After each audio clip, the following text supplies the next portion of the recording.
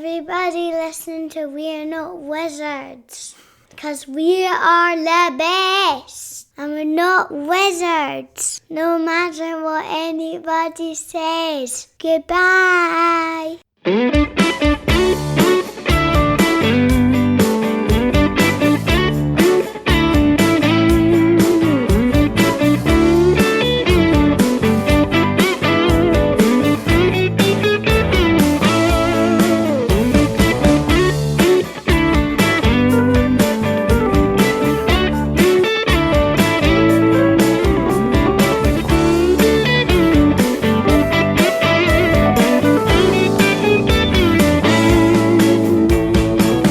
Hello and welcome to another episode of We're Not Wizards. My name's Richard. I'll be your host for June, just because it's almost the end of June already. Can you believe it? Now, way back, and this is how quickly the time goes, is way back like about 2 months ago. I had a pair of handy Andes on the show from the Glasgow Games group. So I had Mr. Andy Bussey and I had a Mr. Andy Paul. And they were, as I say, they're from the Glasgow Games group, and they were going to talk about the Glasgow Games Gathering. So we had a conversation, we had a chat. I tried to be funny, didn't work. But anyway, the Glasgow Games Gathering is pretty much going to be starting in the next couple of days. It's actually this weekend. And if you listen to this, it's actually the Saturday that's about to happen just now.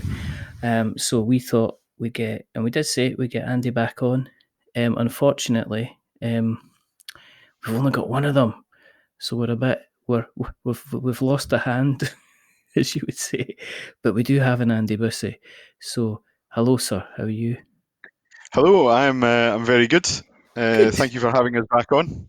That's all right. Or me, I'm flying solo this time. So I didn't know if you were using the kind of the royal we. well, when I said that obviously you'd invited us back on, and whether Andrew Paul would like to join me again, he said, he didn't think he'd be able to make it this time. So I said that's fine. I'll just go on myself, and I can start claiming all the credit now. So he came up with a kind of a relatively kind of good excuse. I think it was something like, well, it's really sunny out.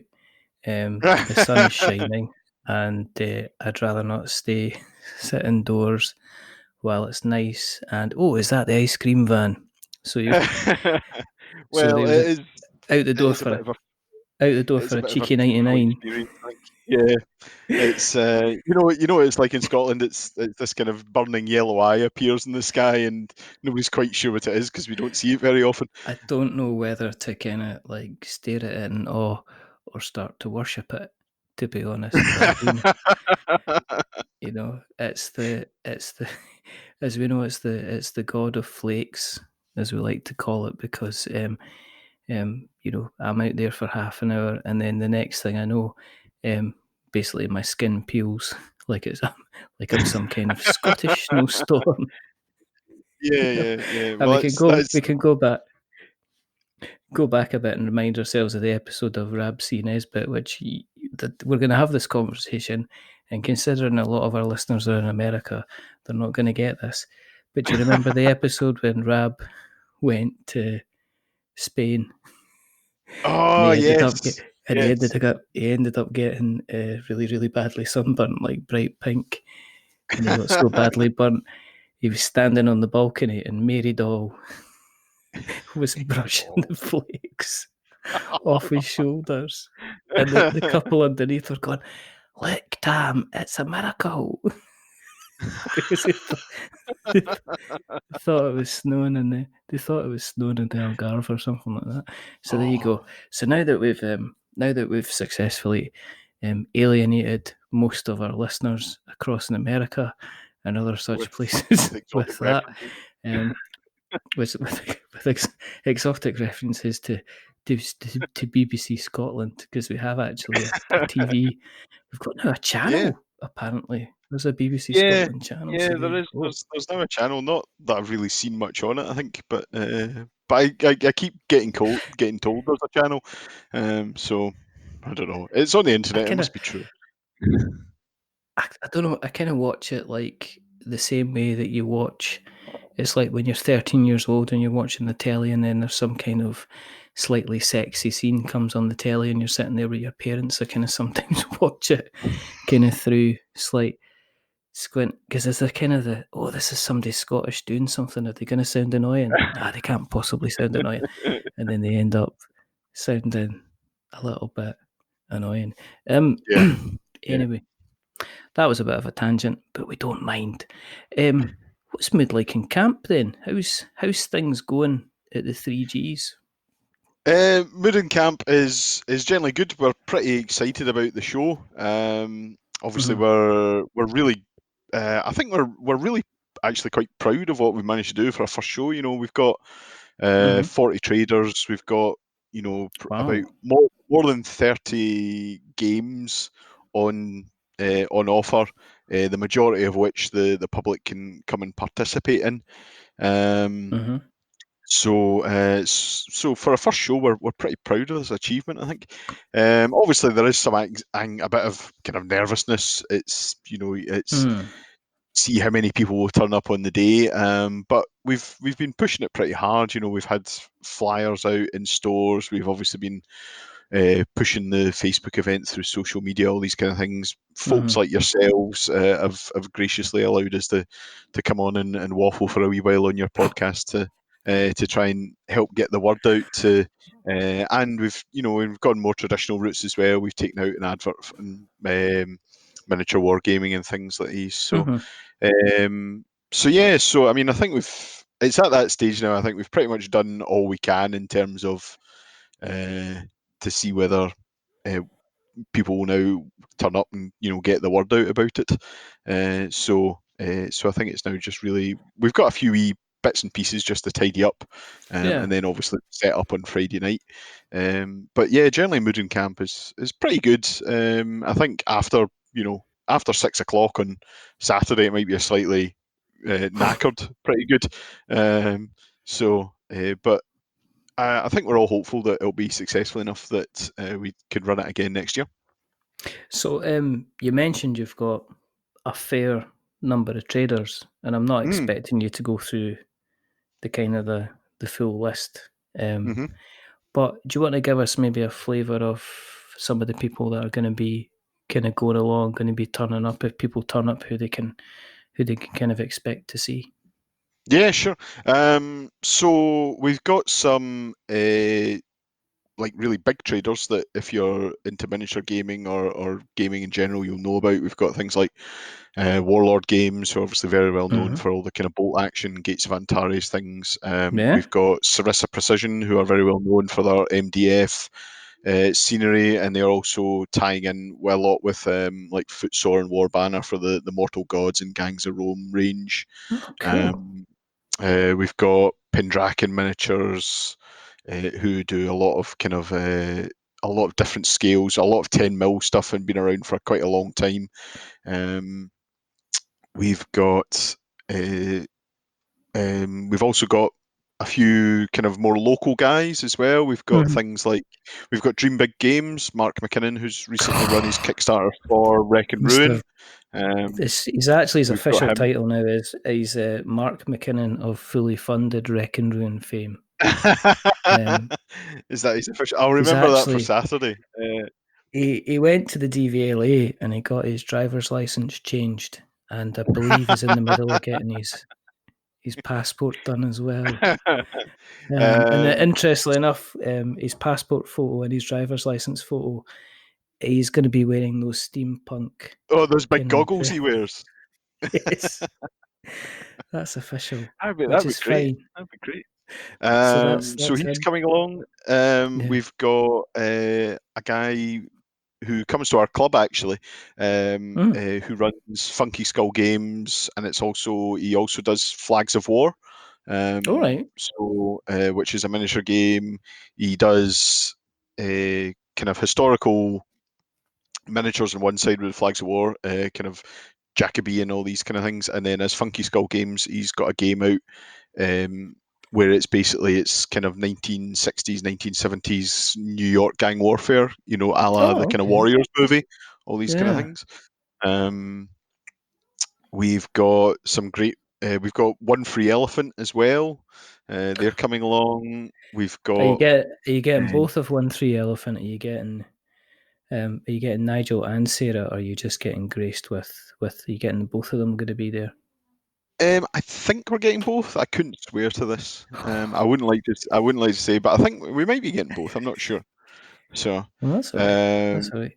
Because um, they'll be bringing along. They're going to be bringing along like microbrew. yeah, so I they'll be take it bringing they're going along. to. Obviously, they've got Microbrew or some Carcosa, Yeah, so they yeah. make a really good range of kind of wee small games. I've got Awesome myself. It's really good. There's quite a few guys Oh at the yeah, club yeah. picked up Microbrew. Yes. So we've got Bad Cat Games as well. I think their Kickstarter for Gladiatores is just finishing up, and that's fully funded. It's So they'll be fully, able to try that out. fully funded. And he's I'm done really really well in delighted that for as Justin. well. Yeah, So, he got like I think he got them, was it most liked badge on Kickstarter or something. He got something that he hmm, was yeah, talking about, yeah, but I know that he was on the show recently to talk right, about it. okay, So yeah, he was talking about kind of going back on and kind of picking yourself up and kind of going hmm back on hmm Kickstarter an awful lot stronger. So it's yeah, yeah, good to see him there. Cool. yeah. So, and we've got a whole load of other traders as well. We've got like local retailers like West End Games, which is in Mm. Glasgow. They do like a lot of card and role play games. We've got Common Ground Games from Stirling, all these All kind of right. things. So we've got a good range of options there. Have see Yeah. when you were see because when we spoke, you were.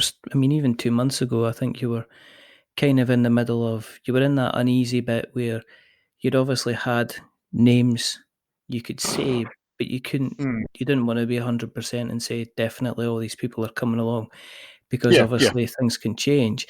Um, was it quite easy?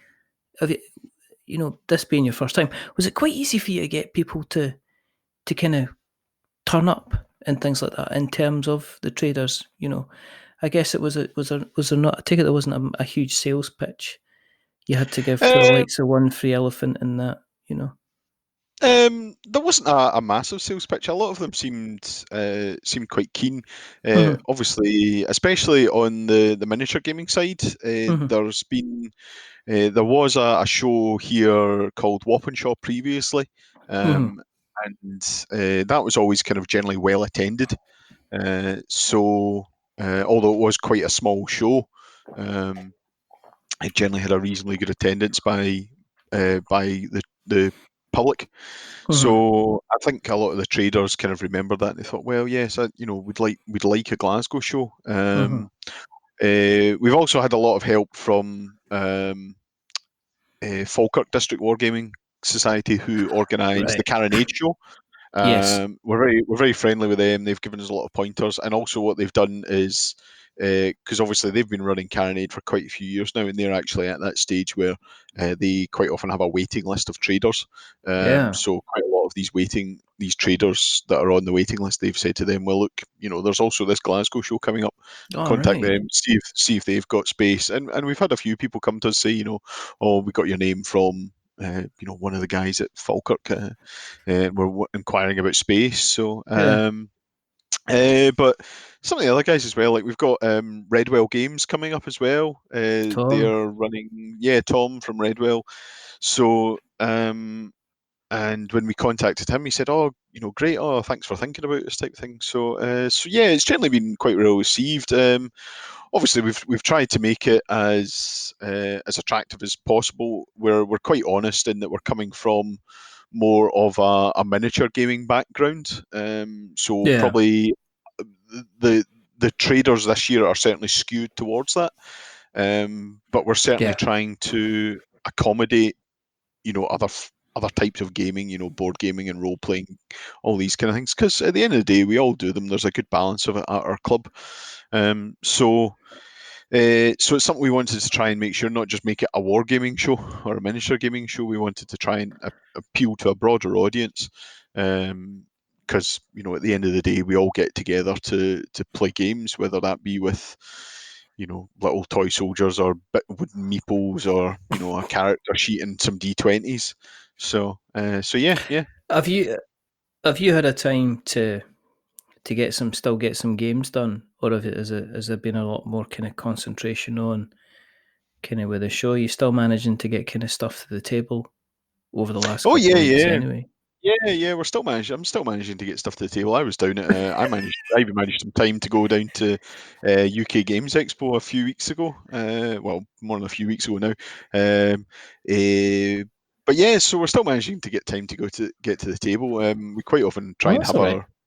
our meetings kind of outside club time, All right. so that we can all do it. Because at the end of the day, we want to be able to still enjoy gaming. That's why we all come Hmm. together, as I say. Mm-hmm.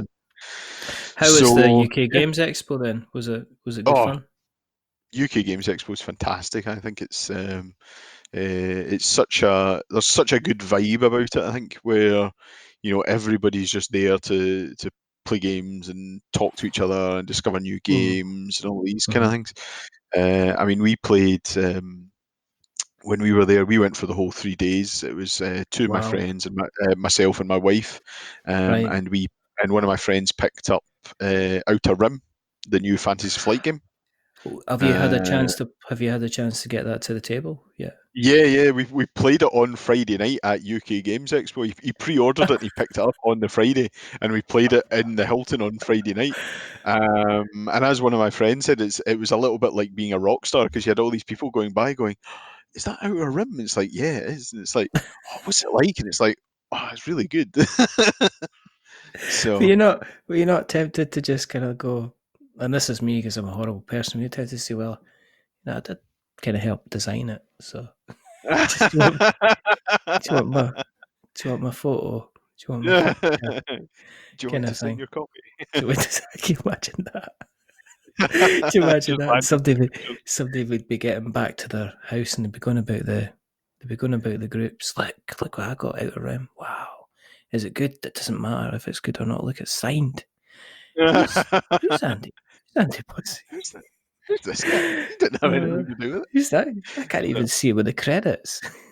Just got a photograph. it. Goes back to his Twitter feed, and it's like somebody's actually commented underneath. Oh, see, Andy's having a good time. What did So, you think of it? Because I've heard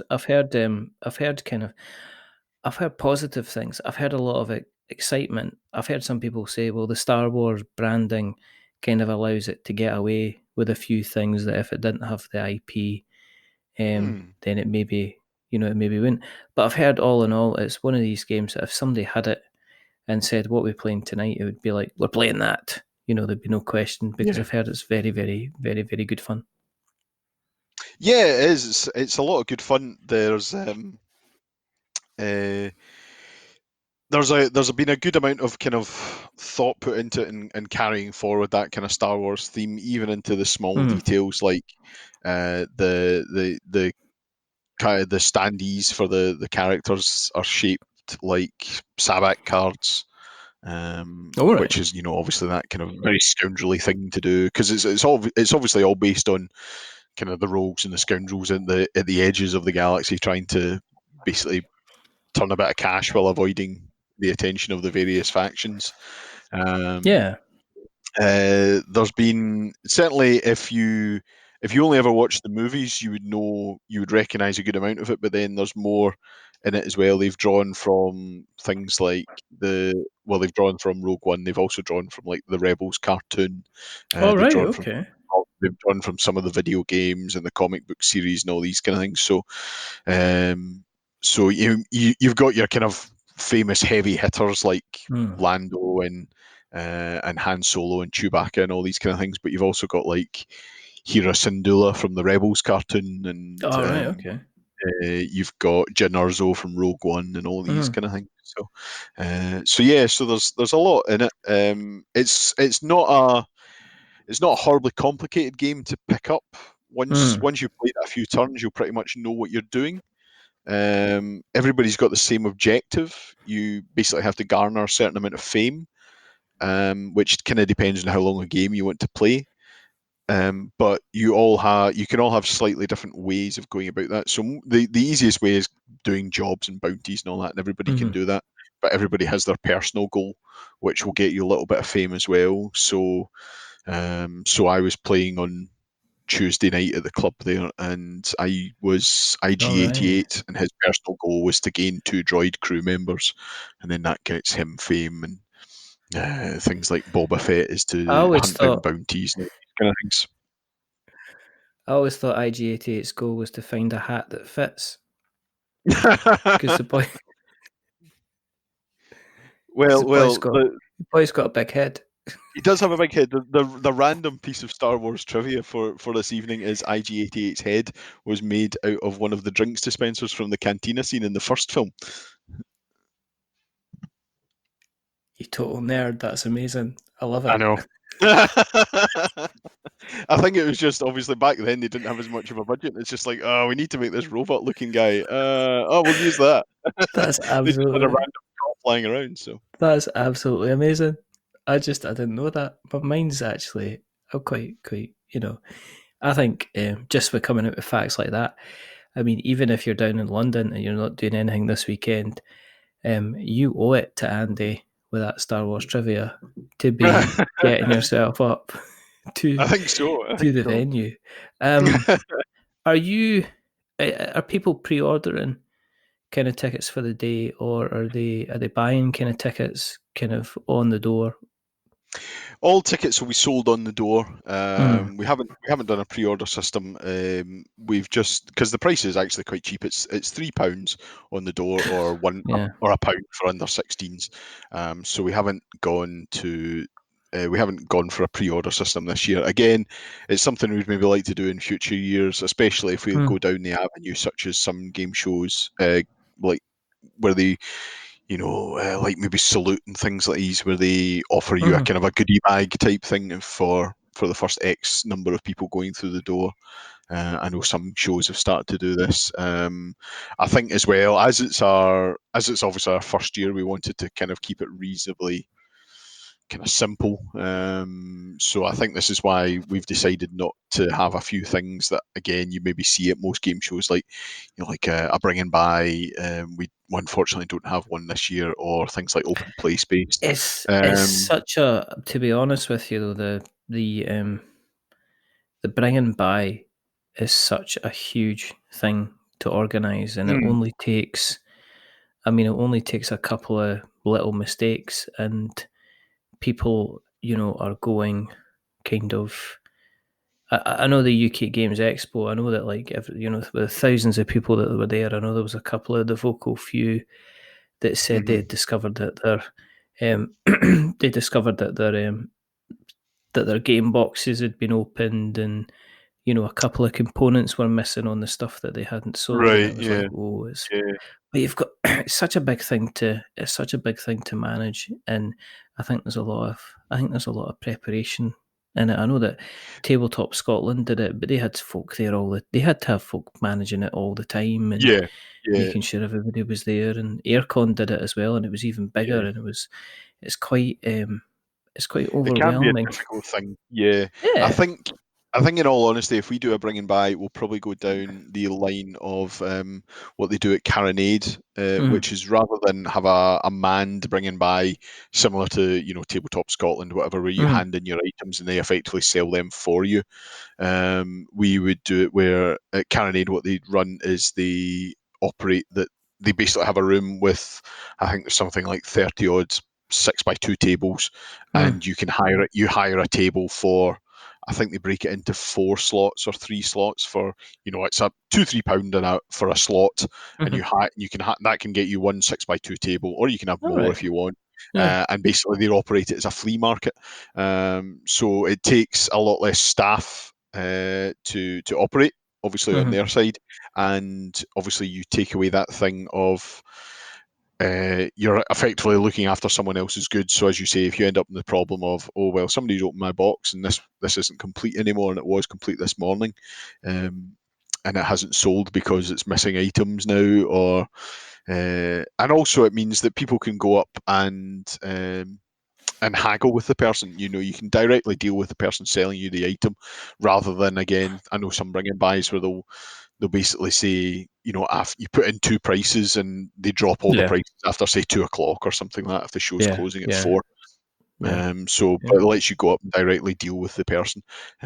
So I think that's quite a nice way of running things. And I think if we move into a bring and buy in future years, I think that's probably something we'd look to do, rather than the more, as I say, the more traditional kind of turn up and hand in your goods and we'll sell them for you at a Mm-hmm. table, basically. So, Mm-hmm. um, Has there been any kind of admin stuff, health and safety stuff, legislative stuff you weren't aware of that you've had to kind of get sorted out, kind of in the last um, couple of months as well? yeah, there have been a few things actually. A few things we didn't really anticipate when we went into when we decided to run a show. Mm. First of all, we had to apply for a market license through Glasgow City Council, Oh, right. because we're running a market effectively for a day. Mm-hmm. So we've had to go through that. Thankfully, it's not a huge amount, but it it wasn't a huge amount of hassle. You know, we filled out the form, we completed it, and then you submit it. But the problem came. You know, it kind of, you submit it to the council and you don't hear anything for a long time as it makes its way through the kind of Yes. labyrinthian maze of council administration. Yeah. And you're sitting there going, are we going to be denied a license or not? But I can say that, you know, we've successfully managed that. There's various terms and conditions, but they're reasonably standard, so they should be Mm. fine. Also, the other thing we didn't think about, well, we didn't anticipate originally was, but we've again had to do, was we've had to look at public liability insurance, Oh, yeah. because obviously, you know, if we put a chair down and somebody trips over that, anything like these. It's just, you know, it's just the part of it is, the venue will only cover so much. Obviously, they'll cover any flaws in their things, but you know, anything else would fall on us. So we just have to. So that was something we just didn't anticipate at the time. But we've managed. You know, it's a learning experience. As I say, there's been various people helping us out quite a lot. We've had feedback from the traders at times regarding things like the stall sizes and positions of bays and all these kind of things. We've had, as I say, a lot of help from the club over at Falkirk. Yes. There's been help as well from some of the local Glasgow clubs who used to organise the previous Wappenshaw game show, all these kind of things. So, and hopefully that means that if we do it next year, that it'll be a bit of a smoother experience for us, and for everybody else involved, you know, because we've realised various things that we could improve about this to try and make it easier on traders booking, all these kind of things. So, Yeah. Yeah. Is it giving you kind of like a new sense of respect for, what the guys are doing at like Carronade and Tabletop Scotland, and places like that? oh yeah, yeah, yeah. I mean, it has given me a lot more respect for, you know, the guys at Carronade, all these kind of things. You know, I mean, they've been running I think that was their 13th year this year, so they've been Yeah. going at that for quite a long time. I mean, the guys at Tabletop Scotland, to go from their first show to run effectively an entire weekend over, from for whole days, you know, from Mm-hmm. Sunday into half a Sunday, from Saturday into half a Sunday. Mm-hmm.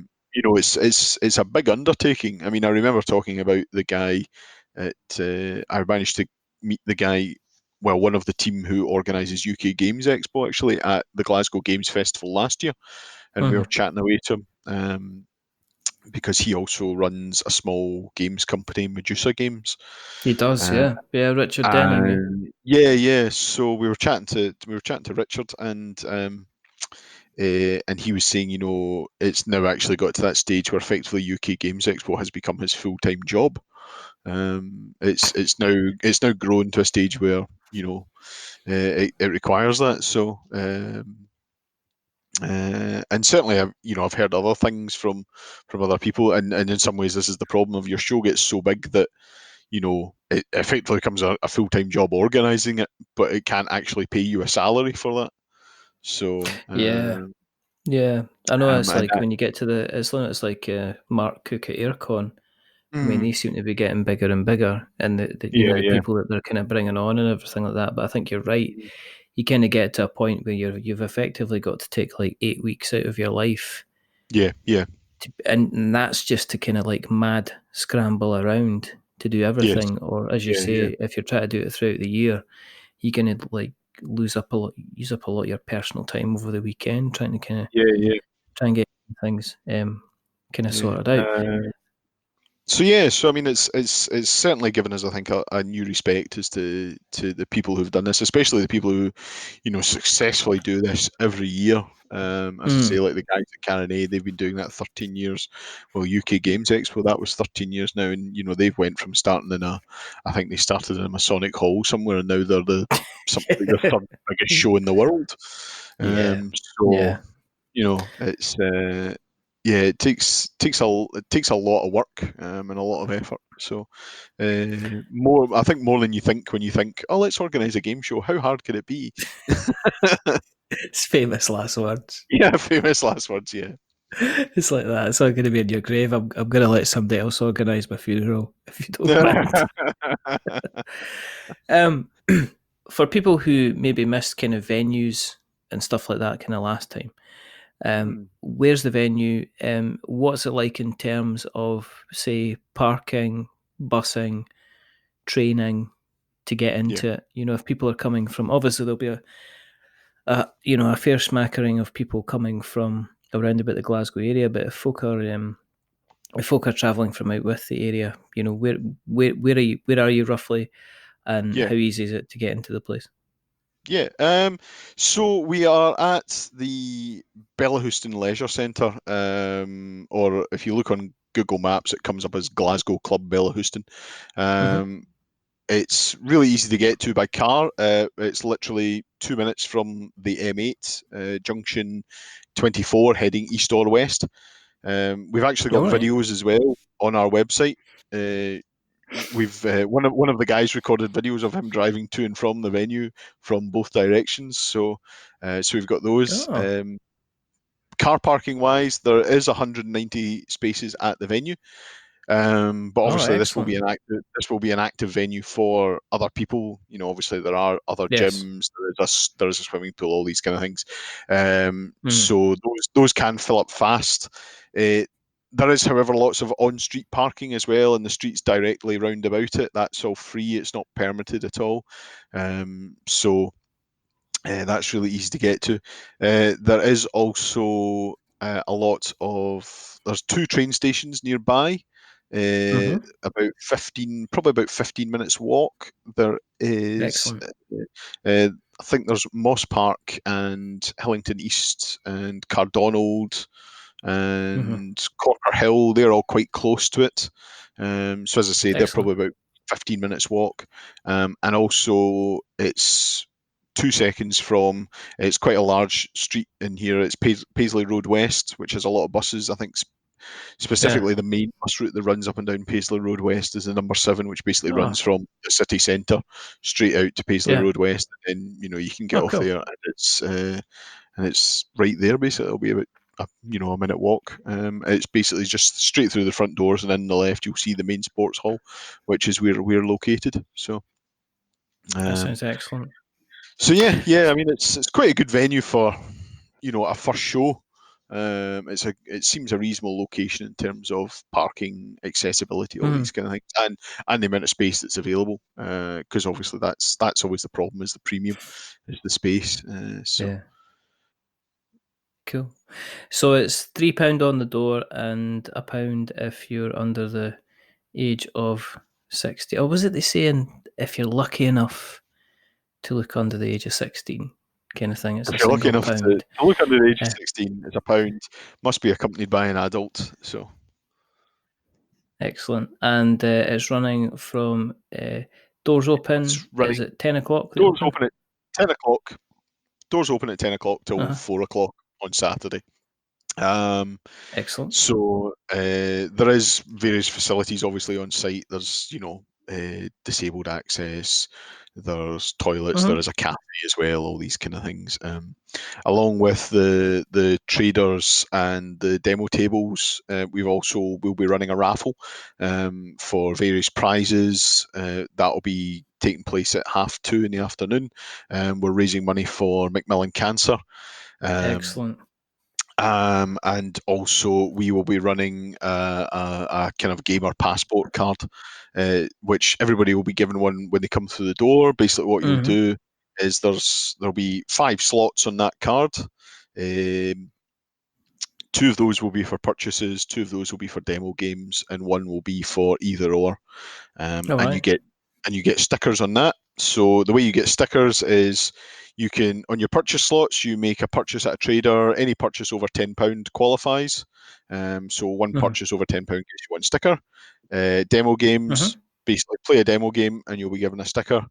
Once you've got all 5 stickers on your card, you just put your name on that, Mhm. hand that in there'll be a box at the front desk, put that in there, and then again at the same time at the raffle at 2:30 in the afternoon, winners will be drawn from that, where basically you can win a voucher to spend at a trader of your choice. So That sounds excellent. so basically That sounds the excellent. idea is, do what we do anyway, buy things, play games, and hopefully you can win. Mhm. So That sounds fantastic. As I can only wish you the best of luck. I hope it goes kind of extremely well. As I say, if you're listening to this just now, and if you are in the area and you're looking for something to do for a good couple of hours, then venture over, come and say hello. I take it you're going to be um, kind of about kind of making oh, sure everybody's kind of happy and looked after. Yeah. most certainly, yeah. Myself, the rest of the committee, we've got a good helping of volunteers as well from our club, who've all said that Mhm. they will help pitch in, run the front desk, etc. during the day. We'll all be there. If anybody is unsure, if anybody needs a bit of help, Mhm. find one of the people. Either go to our front desk, or you'll see one of our staff members walking around. We've all got high vis vests that say G3 staff on the back of them. So if you find one of them, they'll either Oh, be able to cool. help you, or they'll be able to point you in the direction of someone who can help you. But yeah, because at the end of the day, we're there to make sure that people have a great time, and that hopefully everybody comes back next year, and we can see this show grow from year to year and go from strength to strength. Absolutely. Absolutely. If people want to check out and get some more information online, where can we find you on the interweb nets? Okay, so you can go to our website, which is g3gamers.co.uk. Mm-hmm.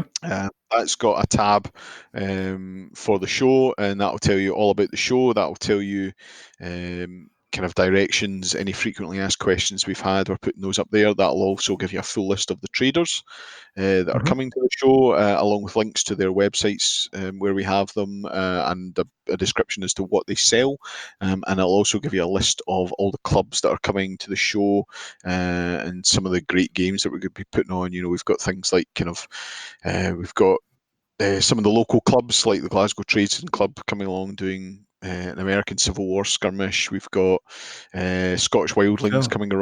coming along running Ninth Age battles. We've got some really big games. We've got Tiffin Games who are coming along trying to run one of the UK's largest games of the. If you remember this, if you know the Steve Jackson game Ogre. Yes. So he's trying to run one of the largest games in the UK of that.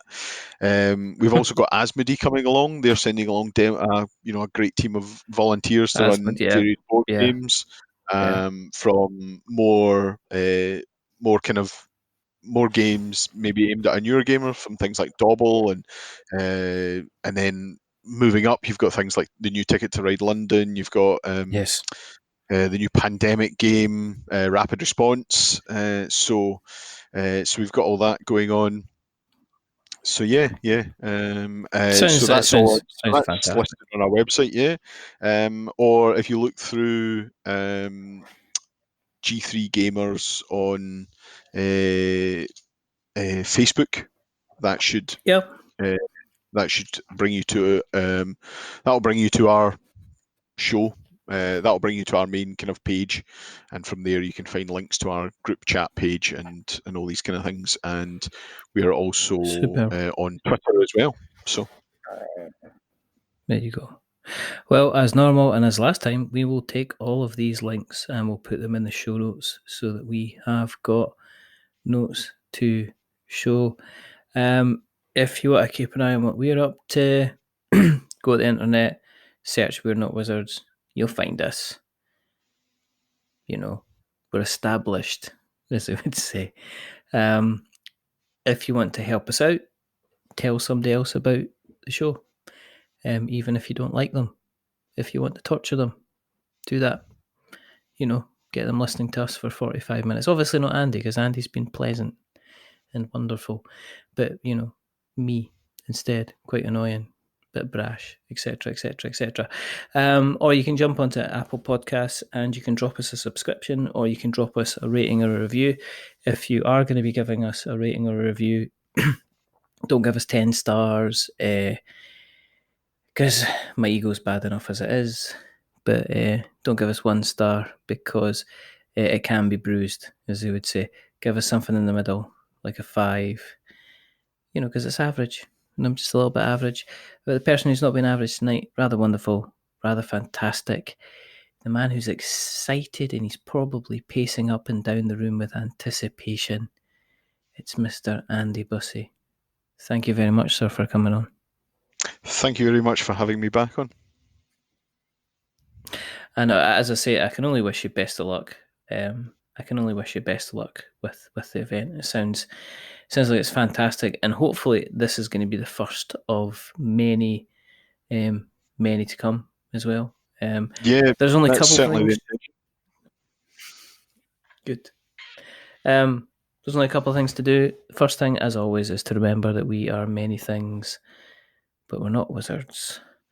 Are we wizards, Andy? I can confirm, now being my second appearance, that I'm still not a wizard. That's very, very good and a very, very correct answer. And the second thing is to say goodbye. So it's a goodbye from Andy. Say goodbye, Andy. Goodbye, Andy. And it's a goodbye from me. Remember, stay safe, roll 6s, make something awful. But until the next time, well, you know, as I say, if you're kicking about in Glasgow or Saturday, or if you're not kicking about in Glasgow and you fancy doing something a little bit different, a little bit wargamey, a little bit fun, then get yourself along to the Glasgow Games Gathering, 10 until 4, and very, very reasonable prices. But until the next time, goodbye. Goodbye.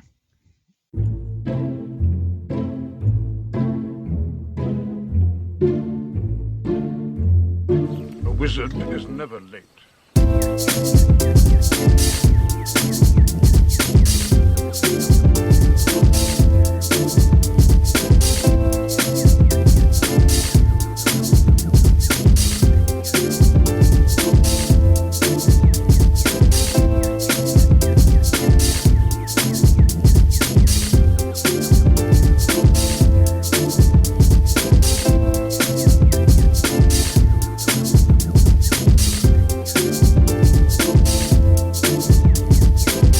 Nor is he early. He arrives precisely when he means to.